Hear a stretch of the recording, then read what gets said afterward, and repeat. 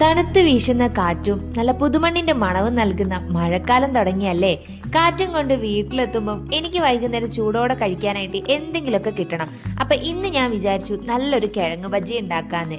അങ്ങനെ ഞാനിതേ ബജ്ജി ഉണ്ടാക്കിയിട്ടുണ്ട്. ഇത് വെറുതെ കഴിക്കാൻ വലിയ രസമൊന്നും ഉണ്ടാവില്ലല്ലോ, കൂടെ കഴിക്കാനായിട്ട് എന്തെങ്കിലും ഒരു ചട്നി വേണ്ടേ.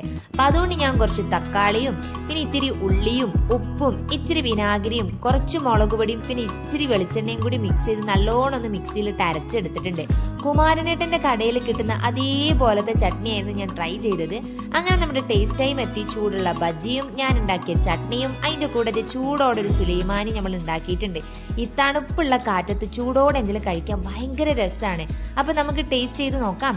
അപ്പൊ ദേ ഞാനൊരു ബജ്ജി എടുത്തിട്ട് നമ്മുടെ ചട്നിയിൽ മുക്കിയിട്ട് ഇങ്ങനെ കഴിക്കുമ്പോണ്ടല്ലോ, കുമാരനേട്ടന്റെ കടിയൊക്കെ ദേ മാറി സൈഡ് കണ്ട് നിൽക്കും. നല്ല ടേസ്റ്റ് ഉണ്ട് കേട്ടോ. അപ്പൊ പിന്നെ വെറുതെ കഴിക്കാൻ പാടില്ലോ. അപ്പൊ ഇവക്കും കൊടുത്തു, ഇവനും കൊടുത്തു, പാത്രം കാലിയാപ്പത്രയുള്ള